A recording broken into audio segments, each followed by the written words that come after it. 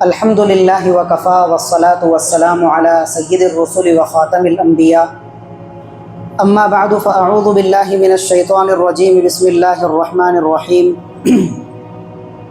یا ایہا الذین آمنوا انفقوا مما رزقناکم من قبل ان یأتی احدکم الموت فیقول رب لولا اخرتنی الى اجل قریب فاصدق واکن من الصالحین وقال النبی صلی اللہ علیہ وسلم ما منع قوم الزکاة الا ابتلاهم الله بالسنین او کما قال صلی اللہ علیہ وسلم اللہم صل علی سیدنا محمد وعلی آل سیدنا محمد کما تحب وترضى عدد ما تحب وترضى۔ ہر قسم کی حمد و ثنا، تعریف و توصیف اس ذات کے لیے جس نے اس کارخانہ عالم کو وجود بخشا، اور کروڑ ہا کروڑ درود و سلام اس کے آخری پیغمبر پر جنہوں نے دنیا میں حق کا بول بالا کیا۔ حکایت مشہور ہے کہ ایک مرتبہ چند نابینا افراد کو، چند نابینا لوگوں کو زندگی میں پہلی مرتبہ ایک ہاتھی سے واسطہ پڑا۔ وہ تھے نابینا، بینائی سے محروم، صرف ہاتھی کا نام ہی سنا تھا، زندگی میں کبھی دیکھا نہیں تھا، تجربہ نہیں کیا تھا کہ ہاتھی کا قد کاٹ کیسا ہوتا ہے، اس کا ڈیل ڈول کیسا ہوتا ہے، جسم اور جوسہ کیسا ہوتا ہے۔ جب شور ہوا شہر کے اندر تو یہ سارے نابینا افراد اپنے گھروں سے نکل کر باہر میدان میں آئے۔ لوگوں نے کہا کہ ہاتھی آیا ہے، تو کہا کہ ہمیں بھی دیکھنا ہے۔ کہا کہ لوگ ہاتھی تمہارے سامنے کھڑا ہے۔ تو یہ سارے نابینا ہاتھی کے قریب ہوئے اور اپنے ہاتھوں کے ذریعے سے ہاتھی کا سراپا معلوم کرنے کی کوشش کی کہ اس کا جسہ کیسا ہے، جسم کیسا ہے، قد کاٹ کیسا ہے، ہاتھی ہوتا کیسا ہے۔ نام تو بڑا سنا ہے۔ تو انہوں نے اپنے ہاتھوں سے اس ہاتھی کے سراپا کو معلوم کرنے کی اور ٹٹولنے کی کوشش کی۔ اب کسی نے ہاتھ ڈالا تو اس کا ہاتھ پڑا اس کی سونڈ پر، کسی کا نابینا کا ہاتھ پڑا اس کے پیٹ پر، کسی نے ہاتھ رکھا اس کی دم پر، تو کسی نابینا نے ہاتھ رکھا اس کے پیروں پر۔ جب ہاتھی رخصت ہو گیا، چلا گیا، تو لوگوں نے ان سے پوچھا کہ بھائی ہاتھی کا تم نے نام سنا، تمہاری بڑی خواہش تھی، جب ہاتھی آ گیا اور تم نے اپنے ہاتھوں سے اس کو ٹٹول کر دیکھا، ہاتھی کو کیسے پایا؟ تو جس کا ہاتھ اس کی سونڈ پر پڑا تھا اس نے کہا کہ ہاتھی جو ہے نا ایک مڑی ہوئی ربر کی طرح ہوتا ہے، مڑی ہوئی ربر کی طرح ہوتا ہے، لمبا لمبا سا ایک نرم گداز مادہ ہے، اور ایسا لگتا ہے کہ کوئی مڑی ہوئی ربر ہے۔ جس کا ہاتھ اس کے پیٹ پر پڑا اس نابینا نے کہا کہ نہیں، ہاتھی ایسا نہیں ہوتا مڑی ہوئی ربر کی طرح، بلکہ ہاتھی ایک بہت بڑے مٹکے اور رنجن کی طرح ہوتا ہے، ڈیل ڈول۔ اس کے پیٹ پر اس کا ہاتھ پڑا تھا۔ اب جس نابینا نے اس کی دم پکڑی تھی اس نے کہا نہیں، وہ ایک معمولی سی رسی کی طرح ہوتا ہے، ایسا لگ رہا تھا کہ کچھ چھوٹی سی رسی ہے، ہاتھی اتنا چھوٹا ہوتا ہے۔ جس نابینا کا اس کے پیروں پر ہاتھ پڑا تھا اس نے ٹٹولا تھا، اس نے کہا کہ نہیں، ہاتھی بڑے بڑے ستونوں کے مانند ہوتا ہے، وہ سخت ستون ہے، اس کے مانند ہوتا ہے ہاتھی۔ اب آپ بتائیے کہ ان چاروں پانچوں افراد میں سے ہاتھی کی صحیح ڈیفینیشن کس نے بیان کی کہ ہاتھی ایسا ہوتا ہے؟ کسی نے بھی نہیں۔ یعنی جس کے ہاتھ میں جو حصہ آیا، جس کا ہاتھ اس کے جس حصے پر پڑا، اس نے مکمل ہاتھی کو وہی سمجھ لیا۔ کسی نے سونڈ کو مکمل ہاتھی سمجھ لیا، تو کسی نے پیٹ کو مکمل ہاتھی سمجھا، کسی نے اس کی دم کو ہاتھی قرار دے لیا، تو کسی نے قرار دیا کہ یہ جو پیر ہے مضبوط ستونوں کی طرح، یہ پورا کا پورا ہاتھی ہے۔ حالانکہ بالکل ہر ایک کا تکا غلط تھا، جس کا جس حصے پر ہاتھ پڑا اس نے اس کو پورا کا پورا ہاتھی قرار دے لیا۔ کہنے کو یہ ایک حکایت ہے، لیکن یہی کچھ سلوک آپ مسلمانوں کا پچھلے چند سالوں سے، چند عرصے سے دین اسلام کے ساتھ میں ہو رہا ہے۔ ٹھیک وہی معاملہ جو ان نابینا افراد کا ہاتھی کے ساتھ میں ہوا کہ جس حصے پر جس کا ہاتھ پڑا اس نے پورا کا پورا ہاتھی اسی کو قرار دے لیا، اور وہ ہاتھی کی تعریف بیان کر دی کہ ہاتھی ایسا ایسا ایسا ہوتا ہے۔ تو مسلمانوں کا بھی یہی معاملہ ہے کہ دین اسلام کی پوری تصویر ان کے سامنے ہے، لیکن جس حصے کو وہ چاہتے ہیں اختیار کرتے ہیں اپنی آسانی اور سہولت کے حساب سے، جن کو ان کا من کرتا ہے تو اپنی من مرضی کے موافق اس کو ایڈاپٹ کرتے ہیں، اختیار کرتے ہیں، اپنے عمل کے اندر اس کو لاتے ہیں، زندگی کا حصہ بناتے ہیں، اور اس کو مکمل اسلام قرار دے کر اپنے آپ میں بذات خود مطمئن ہو جاتے ہیں کہ ہم دین و اسلام کے پیروکار ہیں اور ہم مسلمان ہیں۔ بالکل وہی ہاتھی والے نابینا افراد کی طرح۔ ایک مسلمان ہے، جب اس نے کلمہ شہادت پڑھ کر اللہ تعالیٰ کی وحدانیت اور رسالت کا اقرار کیا حضور کی، تو اس کے بعد میں اس کو معلوم پڑا کہ دین اسلام کا جو سب سے بڑا فرض تیرے ذمے قبول اسلام کے بعد میں لاگو ہوتا ہے وہ ہے نماز۔ تو اس نے دیکھا کہ یار نماز کی 2 رکعت ہے، 3 رکعت ہے، 4 رکعت ہے، اس سے پہلے وضو شرط ہے، پاکی شرط ہے، تو اس کو کوئی بھاری عمل محسوس نہیں ہوا۔ اس نے وضو کیا، سر پر ٹوپی سجایا، آ کر امام صاحب کے پیچھے اللہ اکبر کہہ کر 4 رکعت ادا کر لیا۔ مشکل گزار، اس کو معلوم نہیں ہوئی چیز۔ پھر اس سے کہا گیا کہ بھائی ایک مہینہ ہے 12 مہینے میں سے رمضان المبارک کا، اس کے مکمل 30 روزے رکھنا، صبح سے شام تک بھوک پیاس کاٹنا برداشت کرنا تیرے ذمہ لاگو ہے۔ کہا کہ ٹھیک ہے۔ اس نے ٹرائی کیا تو اس نے کہا نہیں یار بھوک برداشت کرنا, پیاس کی شدت برداشت کرنا بھی جو ہے نا اتنا مشکل نہیں ہے, میں کر سکتا ہوں. تو اس نے اس کو بھی قرار دے دیا. تو نمازی بھی پکا بن گیا, روزے دار بھی پکا بن گیا, تراویح کا بھی اہتمام کیا. ٹھیک ہے, جب اس سے یہ کہا گیا کہ جو کچھ بھی تیری مایا پونجی ہے, محنت کر کے, جد و جہد کر کے, اسٹرگل کر کے تو نے کمایا ہے, اللہ تعالیٰ نے تجھے نوازا ہے مال و دولت سے, اس مال و دولت کے اندر اللہ کے غریب اور قلاش بندوں کا حصہ بھی ہے. اب یہاں پر جو ہے نا اس پر تھوڑا بوجھ آ گیا. اس نے کہا نہیں یار, اسٹرگل میں نے کیا, جد و جہد میں نے کیا, ہاتھ پاؤں میں نے مارا, چلچلاتی دھوپ میں کام کاج میں نے کیا, اور ساری محنت مزدوری کر کے پیسے میں نے کمایا, تو یہ کیسے ہو سکتا ہے کہ میں اپنی ہاتھ کمائی میں کسی اور غریب کو حصے دار بنا لوں؟ یہ نہیں ہو سکتا. یہ ہے زکوٰۃ کی طرف اشارہ. حالانکہ زکوٰۃ جو ہے دین اسلام کا اہم ترین اور چوتھا مضبوط ترین رکن ہے. دین اسلام کی بنیاد بچے سے آپ پوچھو تو وہ کہے گا اسلام کی بنیاد 5 چیزوں پر ہے. حضرت ابن عمر فرماتے ہیں کہ سرکار مدینہ صلی اللہ علیہ وآلہ وسلم نے ارشاد فرمایا, بنی الاسلام علی 5, مسلمانوں اللہ تعالیٰ نے تمہارے دین اسلام کی بنیاد کتنے چیزوں پر رکھا ہے؟ 5 چیزوں پر تمہارے دین کی بنیاد رکھی ہے. سب سے پہلی شہادت اللہ الہ الا اللہ وان محمد رسول اللہ, اس بات کا اقرار کرنا کہ اللہ کے سوا کوئی معبود برحق نہیں ہے, اور اس بات کا بھی اقرار کرنا کہ محمد عربی صلی اللہ علیہ وآلہ وسلم اللہ کے بندے اور اس کے رسول ہیں. اس اقرار کے بعد میں جو دوسری چیزیں حضور نے فرمایا وہ بنیاد ہے اقام الصلاۃ, پابندی کے ساتھ میں با جماعت نماز وقت پر ادا کرنا. اس کے بعد میں چوتھی چیز ارشاد فرمائی وصوم رمضان, رمضان المبارک کے روزوں کا اہتمام کرنا. 5ویں چیز ارشاد فرمائی وحج البیت من استطاع الیہ سبیلا, کہ جو بھی بندہ صاحب حیثیت ہو, اللہ تعالیٰ نے اس کو بیت اللہ شریف پہنچنے کی استطاعت دی ہو, تو وہ وہاں پر پہنچے اور حج بیت اللہ کا فریضہ سر انجام دے. یہ 4 چیزیں وہ بیچ میں ہم نے تیسری چیز ایک اسکپ کی, اس کو ابھی لیتے ہیں. حضور نے فرمایا ایتاء الزکاۃ, نماز کے بعد جو تیسرا اہم ترین رکن ہے وہ ہے صاحب نصاب ہونے کے بعد ہر سال پابندی کے ساتھ میں زکوٰۃ ادا کرنا, بغیر کسی تردد کے, بغیر کسی بوجھل پن کے, بغیر تکدر اور بددلی کا شکار ہوئے, خوش دلی کے ساتھ میں کہ جس طرح میرے مولا نے مجھے نوازا ہے, میرے ساتھ کرم نوازی کا معاملہ کیا ہے, میرے ساتھ میں بخیلی اور کنجوسی کا معاملہ اختیار نہیں کیا, تو میرے اللہ کے عطا کردہ مال میں سے ایک حصہ اس کے غریب بندوں کا بھی ہے. ایتاء الزکاۃ, زکوٰۃ ادا کرنا. قرآن مجید میں تقریباً 28 مرتبہ نماز کے ساتھ ساتھ اللہ تعالیٰ نے زکوٰۃ کی ادائیگی کا ذکر فرمایا. آپ نے کل آخری رکعت کے اندر سنا کہ ہم نے دوبارہ قرآن کریم کا آغاز کیا, الف لام میم ذالک الکتاب لا ریب فیہ ھدی للمتقین.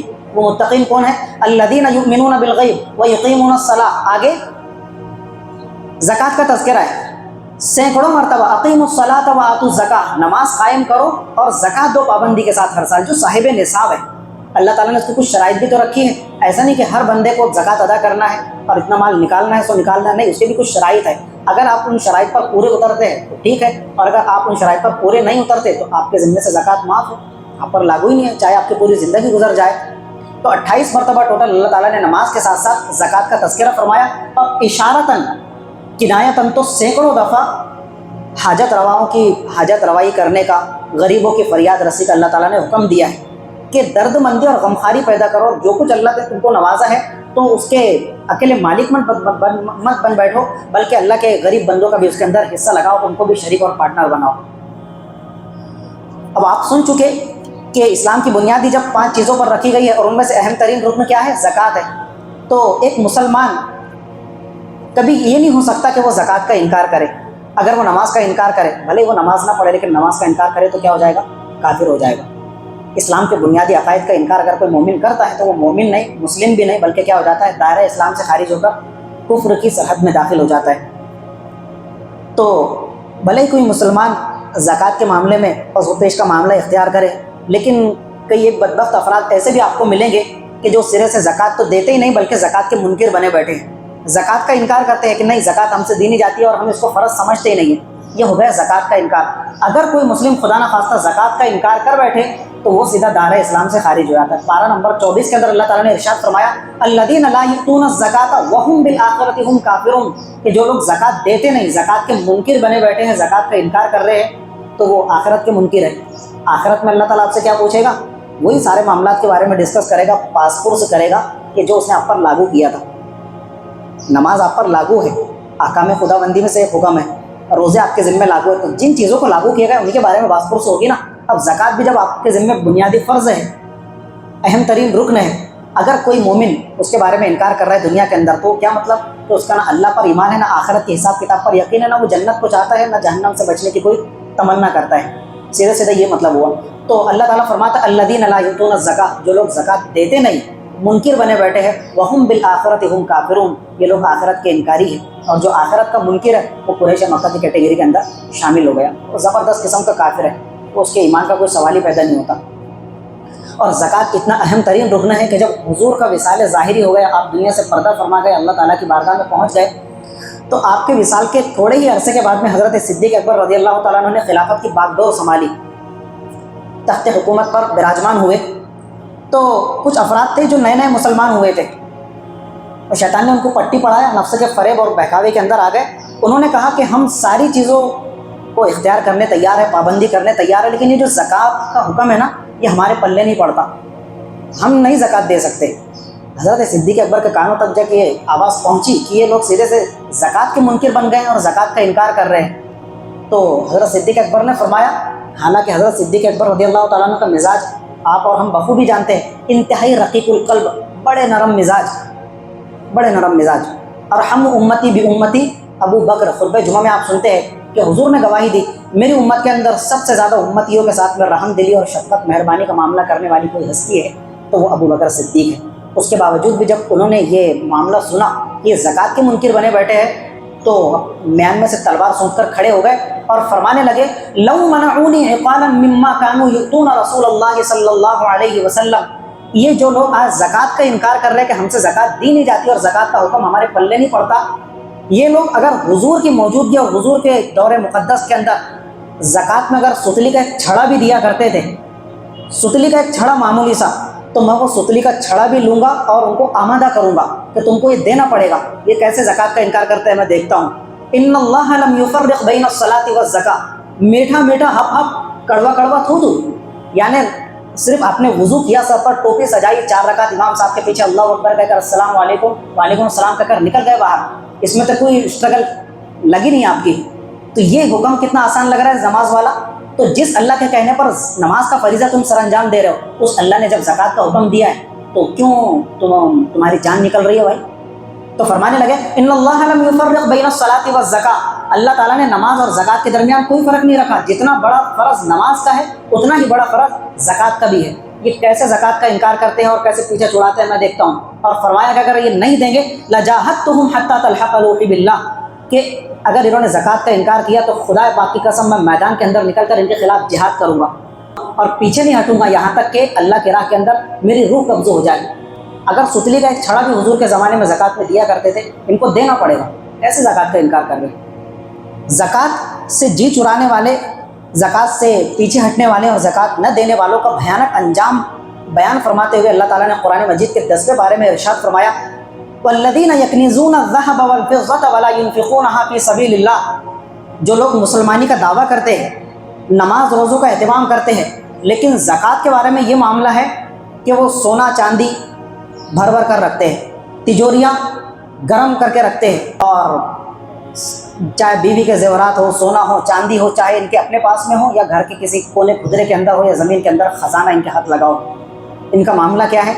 اور خزانہ ہاتھ لگ گیا، اللہ تعالیٰ نے نوازا، کسی بھی طریقے سے کسی بھی سطح پر تم کو نوازا ہے، تو تم کو چاہیے تھا کہ خدا کے حکم کے موافق تم زکوٰۃ ادا کرتے، ایک حصہ اس میں سے غریبوں کے لیے رکھتے. تو فرمایا نہیں، اگر یہ ایسا نہیں کر رہے، ان لوگوں کی صفت بیان فرمائی، الذین یکنزون الذہب والفضۃ ولا ينفقونها فی سبیل اللہ، کہ جو لوگ سونا چاندی صرف اسٹاک کر کے رکھتے ہیں، ذخیرہ اندوزی کرتے ہیں، جمع کرتے ہیں، ولا ينفقونها فی سبیل اللہ، اور اللہ کے راستے میں خرچ کرنے کے فیور میں نہیں ہے. فبشرہم بعذاب علیم، اے حبیب پاک صلی اللہ علیہ وآلہ وسلم، آپ ایسے ناہنجار لوگوں کو دردناک عذاب کی خوشخبری سنا دیجیے. حالانکہ خوشخبری تو ایک اچھی چیز کی ہوتی ہے، جنت کی خوشخبری ہوتی ہے، نعمتوں کی خوشخبری ہوتی ہے. اتنی زبردست ٹونٹ کیا اللہ تعالیٰ نے ان کو، بہت زبردست. فبشرہم بعذاب علیم، ان کو خوشخبری سنائیے. خوشخبری سے ایسا لگتا ہے کہ میں آپ کے پاس میں خوشخبری سنانے آیا ہوں تو بہت اچھا ہے، کوئی اچھی دردناک عذاب کی خوشخبری، المناک عذاب، رونگٹے کھڑے کر دینے والا، کہ جو ان کے ہڈیوں کے گودے تک کو پگھلا کر رکھ دے گا. ان کو دردناک عذاب کی بشارت دے دیجیے. وہ کیسا دن ہوگا جی؟ ارشاد فرمایا، یوم یحمى علیہا فی نار جہنم، وہ دردناک عذاب والا دن ایسا بھیانک دہشتناک اور خوفناک دن ہوگا کہ جس دن اللہ تعالیٰ ان کے سارے مال و دولت کو، پوری مایا پونجی کو، پوری سونے چاندی کا جو اسٹاک ہے اس کو اکٹھا کرے گا اور اس فرشتوں کو حکم دے گا کہ اب یہ مال اٹھاؤ اور اس کو جہنم کی آگ میں تپاؤ. یحما علیہا، اس کو تپایا جائے گا جہنم کی آگ کے اندر. فتقوا بہا جباہہم وجنوبہم وظہورہم، اور پھر اس جہنم کے آگ کے اندر اس مال کو تپا کر، گرم کر کے ان کی پیشانیوں کو داغا جائے گا، چٹکے دیے جائیں گے. وہ ظہورہم، ان کی پشت اور ان کی پیٹھوں کو داغا جائے گا، ان کی کمر کی چربی کو پگھالا جائے گا. وہ جنوبہم، ان کے پورے سراپا کو، ان کے پہلوؤں کو داغا جائے گا، چٹکے دیے جائیں گے، اور ان سے کہا جائے گا ھذا ما کنزتم لانفسکم فذوقوا ما کنتم تکنزون، کہ تم تو دنیا کے اندر زکوٰۃ کے منکر بنے بیٹھے تھے اور اس مال کے اوپر جو ہے سانپ کی طرح پھن مار کر بیٹھ گئے تھے، قبضہ کر کے بیٹھ گئے تھے. یہی وہ تمہارا مال ہے جو دنیا کے اندر تم جمع کرتے تھے. فذوقوا ما کنتم تکنزون، اب اپنے جمع کیے ہوئے مال کا مزہ چکھو اب اس کا مزہ. حالانکہ چکھنے کی چیز تو کوئی میٹھی چیز ہوتی ہے، کوئی نمکین اور ذائقے دار چیز ہوتی ہے. عذاب کو چکھنے کے لیے اللہ تعالیٰ فرمائے گا اب چکھو. تم کو حکم دیا گیا تھا لیکن تم نے زکوٰۃ ادا نہیں کی. اعاذنا اللہ منہ.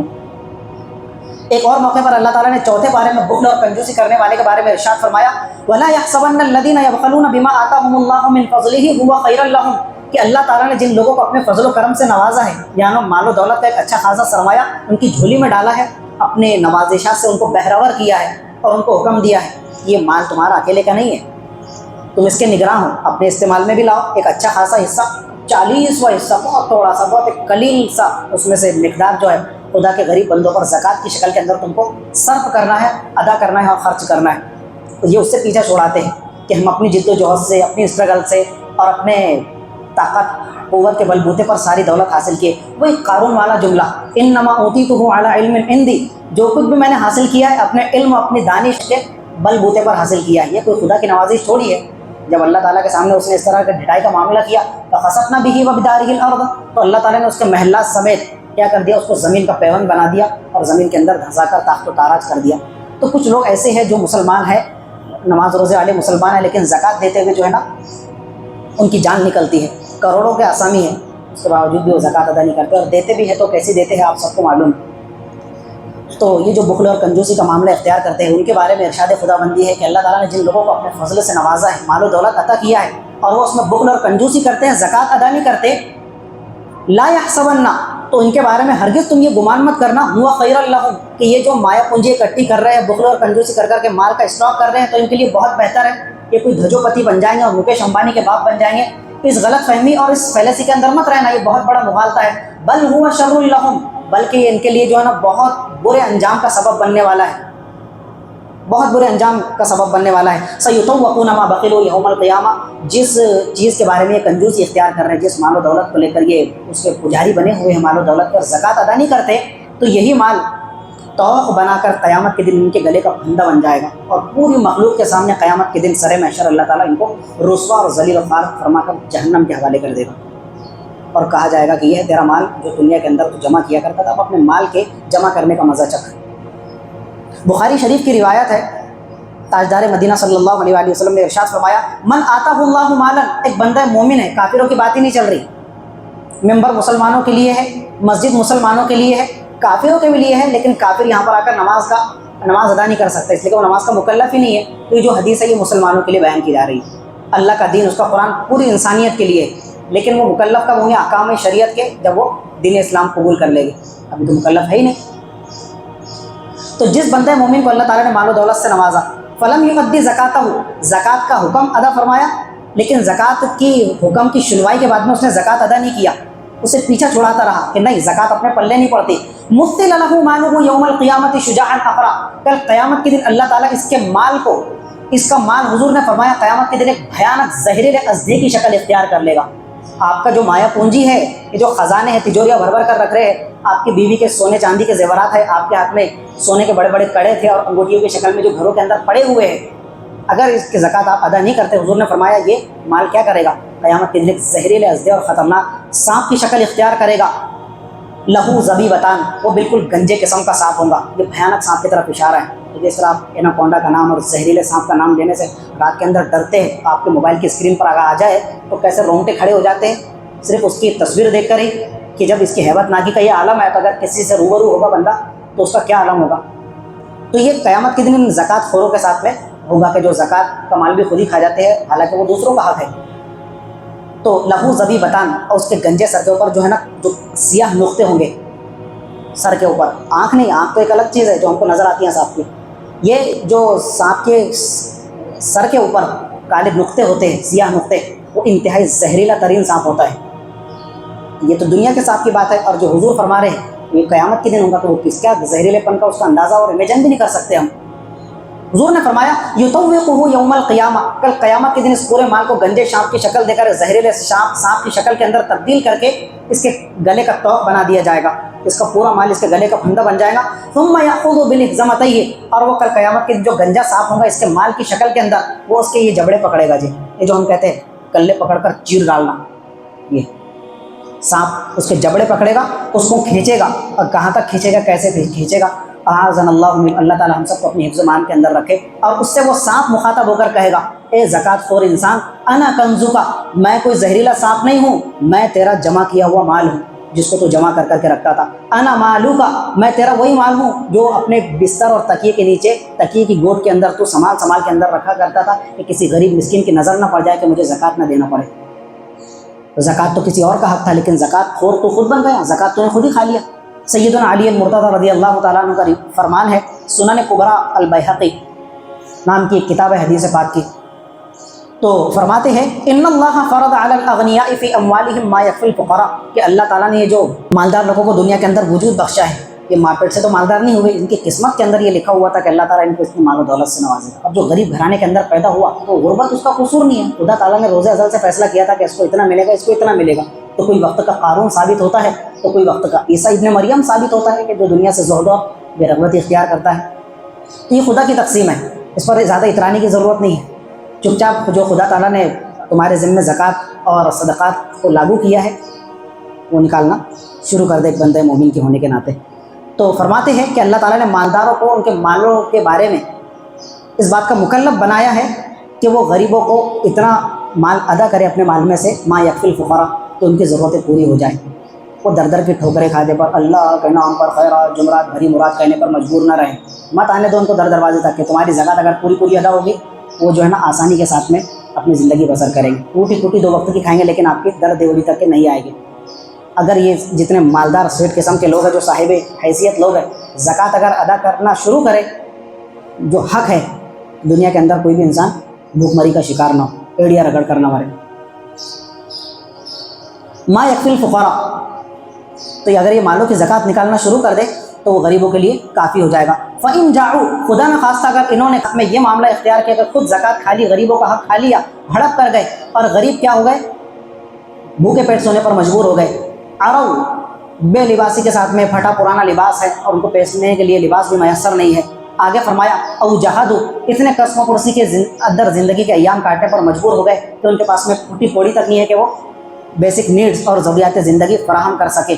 فَبِمَنْعِ الْأَغْنِيَاءِ، تو یہ جو مالدار لوگوں نے ان کا حق روک رکھا ہے اپنے باپ کا مال سمجھ کر، حق علی اللہ ان یحاسبہم او یعذبہم، اللہ تعالیٰ نے اپنے ذمہ حق دے رکھا ہے، اللہ تعالیٰ نے اپنے اوپر فرض کر لیا کہ کل قیامت کے دن ان سارے مالدار لوگوں کو قطار اور صف اور لائن کے اندر کھڑا کرے گا اور ان سے سخت ترین حساب لے گا. کڑی آزمائش ہوگی، اور جس سے کڑی آزمائش شروع ہوئی اس کا ستیہ ناس ہے. من نوقش فقد عذب، حضرت عائشہ سے فرمایا تھا، میری لاڈلی عائشہ، سمجھ کے امیگریشن کی لائن کے اندر جس سے کڑی پوچھ تاچھ ہوئی وہ پھنس گیا قیامت کے دن. او یعذبہم کے الفاظ آگے ارشاد فرمائے، پہلے تو سخت ترین حساب ہوگا. اب زکوٰۃ خور ہے تو حساب کے اندر تو کلیئر ہو گئی نہیں. جب یہاں پر اس نے چیٹ فراڈ کا معاملہ کیا، بندوں کی زکوٰۃ کا مال خود ہی کھا گیا اپنا حق سمجھ کر، تو وہاں پر تو پھنسنا ہی، اور جو پھنسا وہ ہمیشہ کے لیے پھنس کر رہ گیا. او یعذبہم، تو ان کو سخت ترین عذاب سے دوچار ہونا پڑے گا. سیدنا عبداللہ بن مسعود رضی اللہ تعالیٰ عنہ فرماتے ہیں، المعجم الکبیر نام کی حدیث پاک کی کتاب ہے، سرکار مدینہ صلی اللہ علیہ وآلہ وسلم کا فرمان گرامی ہے، من کسب طیبا، بڑا نیک ایماندار متقی بندہ ہے، مال حرام کی آمیزش نہیں ہے، کوئی خلط ملط مال نہیں ہے، ادھر ادھر کا ایک پیسہ ایک روپیہ ایک ڈھیلا بھی نہیں آنے دیتا، بالکل پیور کوالٹی والا مال ہے، بڑی اسٹرگل اور جد و جہد کر کے مال کمایا، حلال مال ہے، طیب مال ہے، پاکیزہ مال ہے. من کسب طیبا، ایک مومن ہے کہ جس نے مال کمایا، حلال مال حاصل کیا، صاحب نصاب بن گیا، صاحب حیثیت ہے. اس کو فتویٰ بتایا گیا کہ بھائی تم صاحب حیثیت صاحب نصاب بن چکے ہو اور اس طرح کا معاملہ ہے، تمہارے مال کے اندر زکوٰۃ بنتی ہے. 40 حصہ ادا کرو. نہیں جی میں نے اسٹرگل کیا, میں نے اپنی جد و جہد سے حاصل کیا, یہ نہیں ہو سکتا. میرا مال کیا کوئی خراب مال ہے کہ میں اس میں سے مال کا میل نکالوں؟ حرام طریقے سے تھوڑی کمایا ہوا ہے, حلال طریقے سے ہے, تو میں کیوں نہ پورا کا پورا حلال مال اپنے استعمال میں لاؤں. عبداللہ بن مسعود فرماتے ہیں کہ مال تیرا حلال اور پاکیزہ تھا, یہ اور زیادہ ستھرا ہو جاتا, اور زیادہ پیور ہو جاتا اگر تو اللہ کے کہنے کے مطابق اس میں سے زکوٰۃ ادا کرتا. لیکن یہ جو تو نے زکوٰۃ روک کر رکھا حلال اور پاکیزہ مال ہونے کے باوجود بھی, خبثہ منع الزکوٰۃ, تو یہ زکوٰۃ روکنے کی وجہ سے یہ زکوٰۃ کی جو معمولی سی مقدار ہے کہ پورے پاکیزہ مال کو تباہ و برباد کر کے رکھ دے گی, اور پورے مال کو غلیظ, خبیث اور نجاست زدہ قرار دے دیا. حضرت عبداللہ بن مسعود نے فرماتے ہیں خبثہ منع الزکوٰۃ, یہ جو تم نے زکوٰۃ کا مال نہیں نکالا تو زکوٰۃ کا مال تمہارے پورے مال کو کیا کر دے گا؟ ناپاک کر دے گا, خبیث کر دے گا, نجس بنا دے گا. تو حلال مال بھی جو ہے زکوٰۃ کے روکنے کی وجہ سے کیا ہو جاتا ہے؟ خبیث ہو جاتا ہے. حضرت بریدہ رضی اللہ تعالیٰ عنہ فرماتے ہیں کہ ایک موقع پر شاہ مدینہ صلی اللہ علیہ وآلہ وسلم نے ارشاد فرمایا ما منع قوم الزکوٰۃ الا ابتلاهم اللہ بالسنین, کہ جس بھی قوم, جس ایریے کے, جس قوم کے لوگ یعنی مسلمان زکوٰۃ روک کر رکھ لیتے ہیں, زکوٰۃ کو اپنا حصہ سمجھ کر خود ہی ہڑپ کر جاتے ہیں, زکوٰۃ غریبوں کو نہیں دیتے, نہیں بانٹتے, نہیں تقسیم کرتے, تو اللہ تعالیٰ پھر اس قوم کو جو ہے نا بھوک مری کے اندر مبتلا کر دیتا ہے, قحط سالی کا شکار ہو جاتی ہے وہ قوم. پھر یہ ہوتا ہے کہ وہ کئی ایکڑ کا اریگیشن ملہ ہے, ان کا کھیت ہے, لیکن پھر وہ بوریوں بھی سوکھ جاتی ہے, پانی کا ایک قطرہ بھی نہیں آتا ہے اس کے اندر. پھر وہ آسمان کے بھروسے رہتے ہیں کہ برسات ہوگی تو ہمارا غلہ, اناج وغیرہ بھاری ماترا کے اندر اگے گا, تو کروڑوں کے ہم مالک بن جائیں گے. لیکن یہ اللہ تعالیٰ کیا کرتا ہے, پھر آسمان کے سوتے کیا کر دیتا ہے, بالکل خشک کر دیتا ہے, بارش بند ہو جاتی ہے. چلو جی صلاۃ الاستسقاء پڑھنے کے لیے, صلاۃ الاستسقاء جس کی بارگاہ میں پڑھنے کے لیے جا رہے ہیں, اسی پروردگار نے تو آپ کو زکوٰۃ ادا کرنے کا حکم دیا. اور وہاں جب آپ نے دھوکہ دہی کا معاملہ اختیار کیا کہ زکوٰۃ روک لیا, تو اس اللہ کو منانے کے لیے بھیگی بلی بن کر 900 چوہے کھا کے بلی حج کو چلی, تو وہ 9000 بھی کھا لے اس کا حج قبول ہونے کا نہیں, اس لیے کہ اس نے وہاں پر یہ معاملہ اختیار کیا ہوا ہے. تو ادھر یہ چیٹ فراڈ والا معاملہ, اور وہی اللہ کو بہلانے پھسلانے کے لیے صلاۃ الاستسقاء پڑھنے. آپ 1000 مرتبہ بھی صلاۃ الاستسقاء پڑھو, پانی کا ایک قطرہ بھی نہیں برسے گا. الا ابتلاهم اللہ بالسنین, تو اللہ تعالیٰ ایسے زکوٰۃ خوروں کی نحوست کی وجہ سے پوری قوم اور رعایا کو جو ہے نا بھوک مری میں مبتلا کر دیتا ہے, وہ قحط سالی کا شکار ہو جاتے ہیں اور پوری قوم قحط زدہ بن جاتی ہے. کیا صرف زکوٰۃ مردوں پر فرض ہے؟ جی ہاں مردوں پر فرض ہے.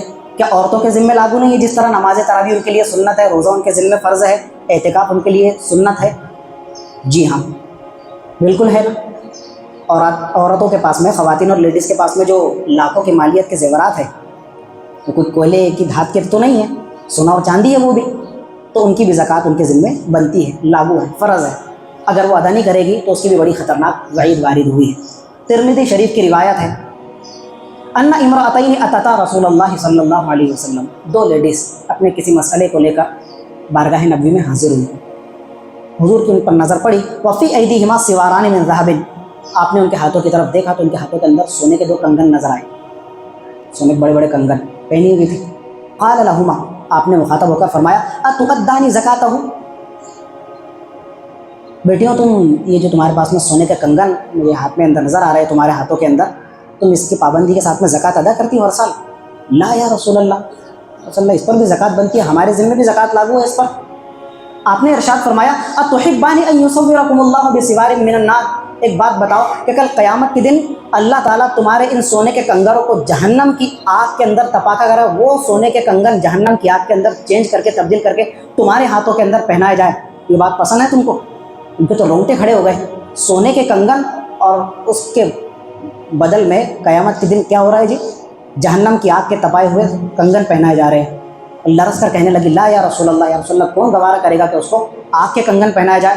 آپ نے ارشاد فرمایا اگر تم جہنم کی آگ سے نجات حاصل کرنا چاہتی ہو, میری تلقین ہے تم سے, اللہ کا حکم ہے فأدیا زکاتہ, خاتون ہونے کے باوجود بھی جو تمہارے پاس میں زیورات ہے, زیورات کی چپ چاپ زکوٰۃ ادا کرنا شروع کر دو اگر اللہ تعالیٰ کے عذاب سے بچنا چاہتی ہو. اور اگر تم نے بخیلی اور کنجوسی کا معاملہ اختیار کیا اور سونے چاندی اور زیورات کے خود مالک بن بیٹھی اور اللہ کے غریب بندوں کو اس میں حصہ نہیں لگایا, تو پھر یہ تمہارے لیے وعید ہے کہ اللہ تعالیٰ ان سونے چاندی کے زیورات کو تپا کر جو ہے تمہارے جسموں کے انگ انگ کو اس سے تپائے گا اور چٹکے دے گا.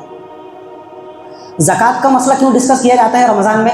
اب ہمارے ایریے کے لوگوں کی ذہنیت ایسی بن گئی ہے کہ زکوٰۃ نکالنا ہے تو رمضان میں ہی, حالانکہ صاحب نصاب اگر آپ بن چکے ہیں پچھلے سال شوال کے اندر یعنی رمضان گزرنے کے بعد میں, تو زکوٰۃ آپ کو اسی وقت نکالنا چاہیے تھا. لیکن مسلمانوں کا کانسیپٹ یہ ہو گیا ہے کہ اللہ تعالیٰ رمضان کے اندر ایک کا 70 گنا تک کی اضافہ کر کے دیتا ہے. تو اگر زکوٰۃ نکالیں گے تو زکوٰۃ ہم ایک کی نکال رہے ہیں لیکن اللہ تعالیٰ 70 درجے اس کو بڑھا کر دے گا. بہت اچھی بات ہے جی, آپ کا جذبہ قابل رشک ہے, یہ بھی چیز ہے قابل نظر اور قابل اصلاح معاملہ ہے, ہونا نہیں چاہیے. تو اس لیے رمضان المبارک کے اندر زکوٰۃ وغیرہ کا معاملہ. اب زکوٰۃ سے لگی بندی ایک چیز جو رمضان المبارک کے ساتھ میں خاص ہے, اس کی تو کچھ شرائط ایسی ہے کہ جو زکوٰۃ کے ساتھ میں بھی تو کچھ شرائط ہے, لیکن یہ ایک ایسا معاملہ ہے کہ اس کے اندر یہ شرائط بھی نہیں ہے, بلکہ حضور نے اس حکم کو عام فرما دیا ہے کہ جو بہت ہی زیادہ محتاج قلاش بندہ ہے وہ اس حکم سے باہر رہے اور وہ اس چیز کا مستحق قرار پاتا ہے. باقی ہر ایک کے ذمہ یہ چیز لاگو اور ضروری ہے. وہ کیا چیز ہے؟ صدقہ فطر. صدقہ فطر عید کے دن, عید کی ادائیگی سے پہلے صدقۃ الفطر کی ادائیگی کا اہتمام کرنا. صدقہ فطر کی شرعی حیثیت کیا ہے, یعنی شریعت کی نظر میں صدقہ فطر کیا ہے؟ زکوٰۃ کی طرح واجب ہے, فرض ہے, سنت ہے, یا پھر ایسا معاملہ ہے کہ اگر کرو تو ٹھیک ہے, نہ کرو تو کوئی گناہ نہیں ہے؟ نہیں. ہم امام اعظم ابو حنیفہ رحمۃ اللہ علیہ کے پیروکار ہیں. امام اعظم ابو حنیفہ رحمۃ اللہ علیہ کے فتوے کے موافق ہم پر جو ہے شریعت کی نظر میں صدقہ فطر واجب ہے, ادا کرنا ضروری ہے. اگر کوئی بندہ اس سے جان چھڑانے کی کوشش کرتا ہے تو زبردست مجرم اور گنہگار قرار پائے گا. تو ہر ایک پر لازم اور ضروری ہے. صدقہ فطر کا مقصد کیا ہے, اس کی مقصدیت کیا ہے, کیوں لاگو کیا گیا ہے؟ تو حضرت ابن عباس رضی اللہ تعالیٰ عنہ کی روایت ہے, ابو داؤد شریف حدیث پاک کی بڑی اوتھینٹک کتاب ہے. فرماتے ہیں فرض رسول اللہ صلی اللہ علیہ وسلم زکوٰۃ الفطر, کہ حضور نے صدقہ فطر کو مسلمانوں پر جو لاگو کیا ہے نا, اس کے دو اہم مقصد ہیں. پہلا مقصد کیا ہے؟ طہارت الصیام من اللغو والرفث. آج بھی روزہ ہے اور ابھی 1-2 روزے باقی ہے آگے, تو رمضان کے شروع سے لے کر آخر تک کے بندے مومن جتنے روزے رکھتا ہے, تو مسلمان سے ایک بشر ہونے کے ناطے رمضان کے اندر بھی کچھ نہ کچھ کمی ہو ہی جاتی ہے. روزہ رکھ کر زبان سے گالی دے دیا, روزہ رکھ کر زبان سے جھوٹ بول دیا, روزے کی حالت میں ہے لیکن جو روزے سے بڑا فرض ہے نماز بول کر دیا, سحری کر کے فجر میں سو گیا, ظہر کے اندر اٹھا پھر گھر پر ادا کر لیا, عصر کے اندر افطاری لانے چلا گیا. تو اس طرح کے بے شمار معاملات ہیں. اور ابھی تو جھگڑے کے کیسز رمضان کے اندر اتنے بڑھ گئے ہیں ہماری سوسائٹی کے اندر, اللہ اللہ خیر صلی اللہ. تو جو روزوں کے معاملات کے اندر رمضان میں کمی کوتاہی ہوتی ہے, اس کی تلافی اور بھرپائی کے لیے صدقہ فطر کو لاگو کیا گیا ہے. صدقہ فطر نکالو تو یہ جو ادھر بلنڈر ہوئے ہیں تم سے, بڑے بڑے دھماکے ہوئے, تو اللہ تعالیٰ روزوں کی کمی کوتاہی کو اس صدقہ فطر کی وجہ سے کیا کر دے گا؟ اس کی تلافی فرما دے گا, اس کی بھرپائی ہو جائے گی. پہلا مقصد. دوسرا طعمۃ للمساکین, تم تو صاحب حیثیت ہو, خوشحال گھرانے سے بلانگ کرتے ہو, اب جو اللہ کے محتاج, قلاش, غریب, مزدور قسم کے بندے ہیں, تو ان کی فریاد رسی ہو سکے تو ان کی ہمدردی کرنا, ان کی غمخواری کرنا اور اپنے صدقہ فطر سے ان کا کیا کرنا؟ تعاون کرنا. یہ صدقہ فطر کی ادائیگی کا دوسرا مقصد ہے.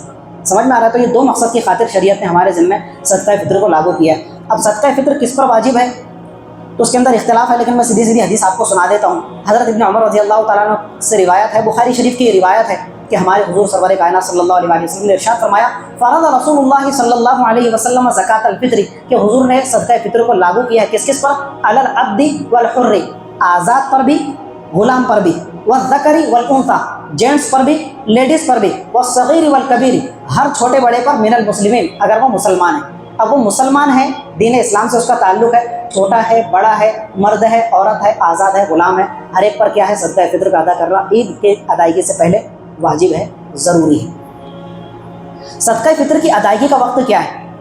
یہ بھی بخاری اور مسلم شریف کی روایت ہے. حضرت ابن عمر فرماتے ہیں ان رسول اللہ صلی اللہ علیہ وسلم امر باخراج زکوٰۃ الفطر ان تؤدى قبل خروج الناس الى الصلاۃ, کہ جب عید کا دن طلوع ہوا, رمضان المبارک کے روزے مکمل ہو گئے, آپ نے چاند رات کو عید کا چاند دیکھ لیا, آپ خوش ہو گئے کہ چلو آپ صبح کیا کرنا ہے؟ نماز عید کی ادائیگی کے لیے جانا ہے. تو نماز عید کی ادائیگی سے پہلے حضور نے ارشاد فرمایا کہ تم کو صدقہ فطر ادا کرنا ہے, اس کی ادائیگی لازم اور ضروری ہے. قبل خروج الناس الى الصلاۃ, عیدگاہ پر نماز کی ادائیگی کے جانے سے پہلے صدقہ فطر کا ادا کرنا واجب اور ضروری ہے. تو مسلمانوں, عید کا دن جو فجر کا وقت طلوع ہوتا ہے, سحر کا وقت ختم ہوا, فجر کا وقت طلوع ہوتے ہی میرے اور آپ کے ذمہ صدقہ فطر کا ادا کرنا کیا ہو جاتا ہے؟ واجب, عید کی ادائیگی سے پہلے. اب اس کے بعد اگر آپ ادا کریں گے, اگر وہ آپ نے ادا نہیں کیا تو آپ کے ذمہ سے ساقط نہیں ہو جاتا کہ چلو بھائی چھٹی مل گئی, نہیں, وہ پھر بھی لازم اور ضروری اور باقی رہے گا. لیکن ادا کر لو تو آپ نے اپنے ذمے سے ایک واجب کو کیا کر دیا؟ ادا کر دیا. اب یہ عید کے دن ہی پرٹیکولر لاگو اور ضروری ہے کہ عید کے دن ہی ادا کرنا ضروری ہے, بہتر تو وہی ہے, لیکن اس سے زیادہ بہتر علماء کرام یہ فرماتے ہیں کہ صدقے فطر کی ادائیگی کا مقصد کیا ہے؟ غریبوں کا تعاون ہے, ان کا امداد ہے, ان کا تعاون ہے, ان کی ہیلپ ہے کہ ان کے ہاتھ میں رقم چلی جائے تو وہ بھی بیچارہ تھوڑا بندوبست کر سکے، عید کی خوشیوں میں وہ بھی شریک ہو سکے۔ اب آپ عید کے دن عید کی نماز سے آدھا گھنٹہ پہلے ان کو دے رہے ہیں تو وہ کیا بندوبست کر سکیں گے؟ نہ وہ کپڑے خرید سکے، نہ وہ میوہ خرید سکے، نہ وہ لباس پوشاک کا انتظام کر سکے آدھا گھنٹہ پہلے۔ علماء کرام فرماتے ہیں بہتر ترین ہمارے آج کے موجودہ وقت کے اندر یہ ہے کہ عید سے 3-4 دن پہلے ہی آپ اپنے صدقہ فطر کی رقم کسی غریب کے حوالے کر دیں، مستحق کے، اس کا کام بن جائے گا، وہ فراغت اور آسانی کے ساتھ میں جس طرح چاہے گا اس رقم کو کام میں لائے گا اور عید کی خوشیوں میں وہ بھی شریک ہو سکے گا۔ صدقہ فطر کی مقدار کیا ہے؟ شریعت کے اندر حدیث پاک میں اس کی جو مقدار بیان ہوئی ہے تو اس زمانے کے اندر جو پیمانے چلا کرتے تھے، صاع ہے، وزن ہے، کیل ہے، تو وہ عربی کے الفاظ ہے، اس کا ہمارے موجودہ دور کے حساب سے ترجمہ بنتا ہے کلو کے حساب سے۔ تو جو گیہوں کی مقدار ہے وہ 1.25 کلو گیہوں بنتی ہے شریعت کی نظر میں، ایک فرد کی حیثیت سے، یعنی ایک انسان کے ذمہ جو صدقہ فطر ادا کرنا، فطرانہ نکالنا واجب ہے، وہ کتنا ہے؟ 1.25 کلو گیہوں کی مقدار۔ اب دوسرا سوال یہ ہے کہ کیا ہم بازار میں جا کر گیہوں خرید کر لائیں اور وہ گیہوں مسکین کے حوالے کریں؟ یہ کوئی ضروری نہیں ہے، اس لیے کہ آج کل ہر بندے خدا کے پاس میں اتنی وسعت ہے کہ اس کے پاس میں اناج کی قلت نہیں ہے، راشن مل جاتا ہے، کہیں اور سے اس کی مدد ہو جاتی ہے، وہ خرید لائے تو اتنا بندوبست ہر مسلمان کے گھر کے اندر ہوتا ہے کہ ایک وقت کی روٹی بوٹی وہ کھا کر اگلے وقت کا اناج اور پسانہ اس کے گھر میں موجود ہوتا ہے، بھوکا کوئی نہیں مر رہا ہے آج کل۔ تو آپ کیا کریں گے کہ گیہوں کے 1.25 کلو گیہوں کی جو مقدار بنتی ہے رقم، وہ رقم آپ اس کے حوالے کر دیں، یہ سب سے بہتر ترین صورت ہے۔ آپ گیہوں لیں، اب وہ گیہوں اگر اس کو اس کے استعمال میں لانا ہے تو وہ لائے گا، ورنہ وہ کیا کرے گا؟ بیچنے جائے گا پھر اس کے۔ تو اس سے بہتر یہ ہے کہ گیہوں کی جو رقم بنتی ہے 1.25 کلو گیہوں کی ایک انسان کی، وہ رقم آپ جو ہے اپنے پورے گھر کے اندر 10 سدسیہ ہے، 10 افراد ہے، 20 افراد ہے، 15 افراد ہے، تو سب کی رقم اکٹھی کر کے کسی مسکین کے حوالے کر دے تو وہ بہتر طریقے سے اپنے اس کو استعمال میں لا سکے گا۔ مارکیٹ ویلیو کے حساب سے آپ کو اس کو رقم دینا ضروری ہے۔ اب وہ چاہے اس کا سوٹ خریدے، شیر خرمے کا سامان خریدے، آپ بھی یہ کر سکتے ہیں کہ اس رقم سے جو ہے نا کوئی سوٹ خرید کر، ڈریس خرید کر، شیر خرمے کا اور میوے کی کٹ خرید کر اس کے حوالے کر دیں، یہ بھی جو ہے آپ کی رقم ادا جو ہو جائے گی صدقہ فطر کی، آپ کے ذمے سے ادا ہو جائے گا۔ ایک اور سوال جو اکثر لوگ اس موقع پر پوچھتے ہیں کہ جو ہمارے وفات یافتہ لوگ ہیں، فوت شدہ لوگ ہیں، مرحومین کی طرف سے صدقہ فطر نکالنا ضروری ہے، ان کی طرف سے صدقہ فطر ادا ہوتا ہے، تو صدقہ فطر کے لیے کرائٹیریا یہ ہے کہ صدقہ فطر صرف زندوں پر واجب ہے، یعنی جو عید کے دن زندہ ہیں، جو عید کا دن پا رہے ہیں، عید کی خوشیوں میں شریک ہو رہے ہیں، ان کے ذمہ صدقہ فطر واجب ہے۔ اب جو بیچارے قبر کے اندر ہے وہ عید کا دن تو پا ہی نہیں رہے، تو دنیا سے رخصت ہو گئے۔ ہاں اگر پھر بھی آپ کا دل مان نہیں رہا کہ ہم اپنے مرحومین کے بھی حصہ کچھ لگانا چاہتے ہیں تو آپ ان کی طرف سے صدقہ دیں گے، لیکن وہ صدقہ فطر نہیں ہوگا، وہ نفلی صدقہ ہوگا، تو اس صدقے کی بدولت اللہ تعالیٰ انشاءاللہ ان کی روح کو اس کا اجر و ثواب پہنچا دے گا۔ اگر کوئی کرنا چاہے تو وہ صدقہ فطر کی نیت نہ کرے بلکہ نفلی صدقے کی نیت کرے کہ میں اپنے مرحوم کی نیت سے جو ہے صدقے کی نیت کرتا ہوں، اللہ تعالیٰ اس کو محروم نہیں رکھے گا، اس کا ثواب پہنچا دے گا۔ ایک چیز یہ بھی ہے کہ جو ہم ہر سال یہ سنتے ہیں اور ہمارا کانسیپٹ یہ بن گیا ہے کہ مسلمانوں کے ذمہ جو صدقہ فطر ادا کرنا ضروری ہے، تو ہم کیا کرتے ہیں 1.25 کلو گیہوں کے برابر لمسم یہ کرنا ہے کہ 1.25 کلو کے بجائے ہم کو 2 کلو ادا کرنا ہے۔ احتیاط کا تقاضا یہ، غریب کی زیادہ مدد ہو جائے گی اور جو آگے پیچھے ہونا ہے معاملہ وہ بالکل جو ہے کیا ہے کلیئر ہو جاتا ہے۔ تو 2 کلو یا اس کی مقدار۔ لیکن کیا ہر بندے مومن کے لیے جو صاحب حیثیت ہے، جو غریب ہے، جو مڈل کلاس فیملی سے بلانگ کرتا ہے، ہر ایک گیہوں دے، اس کی مقدار ادا کرے، اس کی مقدار کے بموجب رقم ادا کرے؟ ایسا نہیں ہے۔ حضور کے زمانے میں جو ہے نا 3 قسم کی چیزوں کے ذریعے سے صدقہ فطر ادا کیا جاتا تھا۔ سب سے پہلے تو یہ ہے گیہوں، جو آج کے حساب سے 2 کلو کی مقدار بنتی ہے، 1.25 سے 2 کلو۔ تو یہ کون ادا کرے گا؟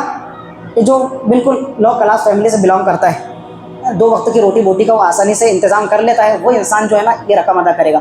اب جو تھوڑا اس سے ہائی لیول کا ہے، متوسط طبقے سے تعلق رکھتا ہے، مڈل کلاس فیملی سے بلانگ کرتا ہے، تو ان سے درخواست یہ ہے کہ وہ گیہوں کے مطابق جو ہے نا صدقہ فطر ادا نہ کرے۔ ان کے لیے دوسرا آپشن ہے، آپ کے ذریعے سے غریبوں کی زیادہ مدد ہو اور آپ کے حق میں زیادہ بہتر اجر و ثواب کا باعث بن سکے، وہ ہے کھجور کی رقم ادا کرنا۔ کھجور، اور وہ کھجور کی مقدار 1.25 کلو گیہوں کی طرح 1.25 کلو یا 2 کلو نہیں ہے بلکہ 3.5 کلو ہے۔ تو 3.5 کلو آپ مارکیٹ سے کھجور لا کر مسکین کے حوالے کر دیں، یہ بھی چلے گا۔ یا پھر اگر آپ جتنی رقم بنتی ہے آج کی موجودہ مارکیٹ ویلیو کے حساب سے، اب آپ کاؤنٹنگ کر کے ذرا کیلکولیٹ کر کے دیکھ لیجئے کہ 3.5 کلو کھجور کتنے کی بنتی ہے، تو یہ جو مڈل کلاس فیملی سے بلانگ کرنے والے لوگ ہیں وہ کھجور کے مطابق اپنا صدقہ فطر نکالیں۔ اور جو دبنگ فیملی سے بلانگ کرتے ہیں، آپ کا سیٹ کا اسٹیٹس ہے، آپ کو دنیا سیٹ کہہ کر پکارتی ہے، آپ کو رائل فیملی سے بلانگ کرنے والا فرد کہہ کر پکارتی ہے، تو آپ اس کے مطابق پھر صدقہ فطر نکالیے۔ حضور نے فرمایا ان کے لیے تیسرا آپشن یہ ہے کہ جو موجودہ کشمش ہے، किशमिश के मुताबिक वो है रकम अदा करें।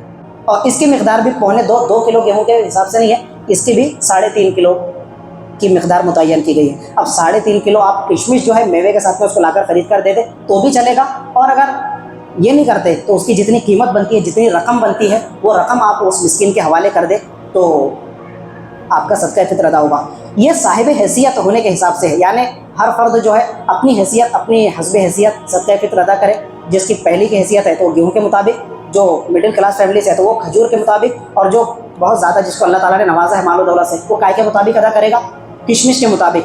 तो ये जो हमारा अकोले के अंदर रोटी बैंक सेंटर के जो अफराद हैं, डॉक्टर मुजाहिद साहब वगैरह, तो उन्होंने उसका कैलकुलेट किया है, तो बाकायदा वो हर साल तैयार करते हैं। तो हमारे मौजूदा इसके हिसाब से खजूर 3.5 किलो खजूर की कीमत तकरीबन लमसम बन जाती है जी 700 रुपये। तो एक फ़र्द जो मिडिल क्लास फैमिली से बिलोंग करता है वो एक फ़र्द की तरफ से कितने रुपए निकालेगा, 700 रुपये, 3.5 किलो खजूर के। और इसी तरह किशमिश की जो मौजूदा मार्केट वैल्यू के हिसाब से कीमत बनती है वो है 850 रुपये।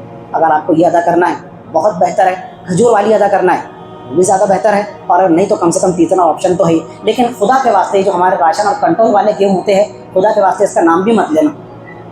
इसका जो है शरीयत के साथ में आप कनेक्शन मत कायम कीजिए। जो हम अपने घराने के अंदर मुतवस्सित दर्जे के अनाज और गेहूँ वगैरह इस्तेमाल करते हैं, उस तरह से आप जो है अल्लाह के नेक बंदों के और गरीब बंदों के साथ में डील का मामला कीजिए और उसके मुताबिक अपना सदका फित्र अदा कीजिए। अब ये जो काली पट्टी वाला मामला है, ये कोई चोट वगैरह नहीं लगी हुई है, ये हमारे बाकायदा मुस्लिम पर्सनल लॉ बोर्ड के मुअज़्ज़ज़ मेंबरान की तरफ से, मौलाना फजलुर रहमान मुजद्दिदी साहब की तरफ से, मुस्लिम पर्सनल लॉ बोर्ड के सदर मौलाना खालिद सैफुल्लाह रहमानी साहब की तरफ से बाकायदा तहरीक चलाई है 2 रोज़ पहले, कि उन्होंने जंतर मंतर पर पिछले हफ्ते भी बाकायदा ज़बरदस्त धरना प्रदर्शन दिया है वक्फ अमेंडमेंट बिल के ख़िलाफ़, वक्फ तरमीमी बिल के ख़िलाफ़। और पटना के अंदर आजकल जो है ज़बरदस्त तरीके से उसके ख़िलाफ़ एहतजाज और धरना प्रदर्शन जारी है। तो उन्होंने फरमाया है कि कम अज़ कम मुसलमान रमज़ान की इस मुक़द्दस सातों के अंदर ये करें कि पीसफुल प्रोटेस्ट, पुरअमन एहतजाज, खामोश एहतजाज, कि हम इस बिल के भरपूर मुखालिफत करते हैं, ये बिल हमको ज़रा भी मंजूर नहीं है। तो इस तहरीक का एक हिस्सा ये है कि आप काली पट्टी बांधकर जो है नमाज जुमा के लिए आए।